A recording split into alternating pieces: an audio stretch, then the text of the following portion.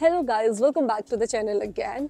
आज इस वीडियो के अंदर हम डिस्कस करने वाले हैं बहुत ही मेजर और क्रूशियल अपडेट्स जो कि इंटरनेशनल स्टूडेंट्स के लिए आए हैं। जहां पर हिंदुस्तान के अंदर 22 जनवरी को राम मंदिर का उद्घाटन हो रहा था, उस टाइम पे कनाडा के अंदर कुछ नए नए लेटेस्ट अपडेट्स आ रहे थे जो कि हम इस वीडियो के अंदर डिस्कस करने वाले हैं। तो वीडियो के एंड तक बने रहिएगा, स्पेशली अगर आप इंटरनेशनल स्टूडेंट हैं या फिर आप स्टडी परमिट के लिए अभी सोच रहे हैं। एक तरफ तो गाइस कनाडा के अंदर बहुत अच्छे अच्छे ड्रॉज निकल रहे हैं। जैन 10th और जैन 23rd को हमारे लेटेस्ट ड्रॉज आए हैं, जिसके अंदर जनरल कैटेगरी के ड्रॉज है और जो मिनिमम स्कोर था 546। तो मतलब इतने अच्छे अच्छे ड्रॉज कैनेडियन सरकार निकाल रही है। तो उसके साथ ये जो लेटेस्ट अपडेट है और ये जो शॉकिंग अपडेट्स है इंटरनेशनल स्टूडेंट्स के लिए, वो क्यों है?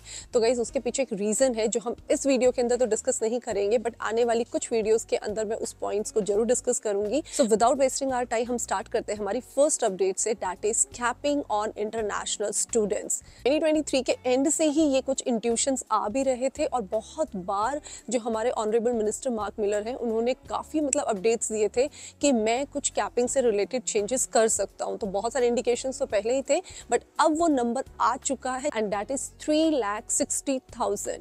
यस गाइस, 2024 और 2025 के लिए कुछ कैपिंग कर दी गई है इंटरनेशनल स्टूडेंट्स के ऊपर। लेकिन 2024 का जो डेटा है वो ऑलरेडी रिलीज कर दिया गया है कि 3,60,000 स्टूडेंट्स को ही स्टडी परमिट मिलेगा।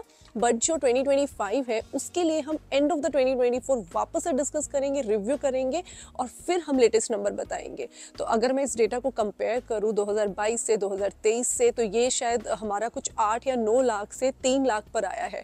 तो ये बहुत बड़ा चेंज है और 35% जो कोटा है वो यहाँ पर घटा दिया गया है। अब क्या है कि जो हम लोगों की government of territories and provinces है, उनके पास एक लिमिटेड नंबर होगा to issue the study permits. Yes of course, इसके ऊपर भी हम बात करेंगे कि ये किस तरीके से डिसाइड होगा।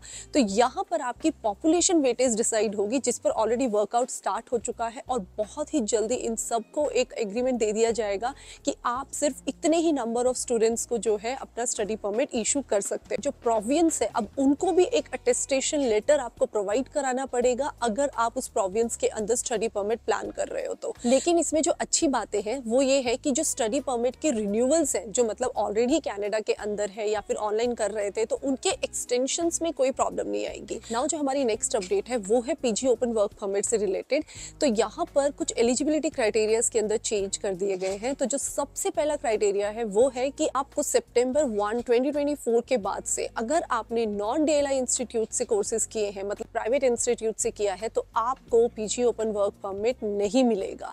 अब एक बहुत अच्छी न्यूज़ भी है कि जो हम लोगों के मास्टर्स एंड डॉक्टरेट्स प्रोग्राम कर रहे हैं यहाँ पर, उनके लिए अगर पहले 1 साल का या फिर 2 साल का वर्क परमिट था, तो उसको अब 3 साल का वर्क परमिट करने में पूरी कोशिश कर रही है गवर्नमेंट। मींस जिन बच्चों को पहले मास्टर्स एंड डॉक्टरेट्स करने के बाद भी PR के लिए स्ट्रगल करना पड़ता था, उनके लिए बहुत अच्छा हो जाएगा कि वो अब सीधा 3 साल का वर्क परमिट ले सकते हैं और इनफ एक्सपीरियंस गेन कर सकते हैं, ताकि जो उनकी एज की वजह से पॉइंट्स कम थे अब वो वहां पर काउंट हो जाएंगे और इस तरीके से वो अपनी इजीली PR अप्लाई कर सकते हैं। और जो लास्ट अपडेट है ओपन वर्क परमिट से रिलेटेड, वो है related to the spousal open work permit. Yes guys, इस कैटेगरी के लिए भी एक नया अपडेट आया है कि जो बच्चे यहाँ पर ग्रेड, अंडर ग्रेड और किसी तरीके का सर्टिफिकेट, डिप्लोमा ऐसे कोर्सेज कर रहे हैं, वो अब अपने स्पाउसेस को ओपन वर्क परमिट पर नहीं बुला सकते। मींस वो खुद स्टडी परमिट के ऊपर है और वो किसी अगर स्पाउस को स्पॉन्सर करना चाहते हैं ताकि वो ओपन वर्क परमिट पे आके उनको सपोर्ट कर सके, जैसा पहले होता था generally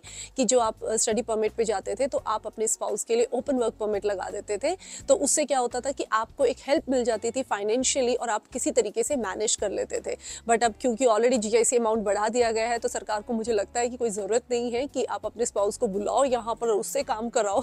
so this also has been stop. अगर आप मास्टर्स एंड डॉक्टरेट के अंदर है तो ही आप अपने ओपन वर्क परमिट पे स्पाउस को यहाँ बुला सकते हो, अदरवाइज आप नहीं अप्लाई कर सकते। सो गाइस, स्किल्ड वर्कर्स के लिए, डॉक्टरेट्स के लिए और मास्टर्स के लिए, इन तीनों के लिए सरकार एक्चुअल में बहुत ज़्यादा वर्कआउट कर रही है। तो अगर आप इन तीनों कैटेगरीज में आते हैं तो आप कनाडा के लिए अभी सोच सकते हैं। बट अगर आप कोई अंडरग्रेड प्रोग्राम देख रहे हैं, कोई सर्टिफिकेट, डिप्लोमा, इस तरीके का कोर्स देख रहे हैं, तो आपको बहुत सोच समझ के स्टडी परमिट लगाना पड़ेगा, क्योंकि इस टाइम पे बहुत सारी कैपिंग्स आ चुकी हैं और बहुत सारे नए रूल्स आ चुके हैं और बहुत सारी अदर चीज़ें हैं जो इस टाइम पे कनाडा के अंदर प्रॉम्प्ट कर रही हैं, जैसे कि आपके हाउसिंग क्राइसिस हो गए, जैसे आपका इन्फ्लेशन हो गया, उसके बाद फिर आपकी और भी बहुत सारी प्रॉब्लम्स है, जॉब्स के लिए भी एक क्योस है मार्केट के अंदर।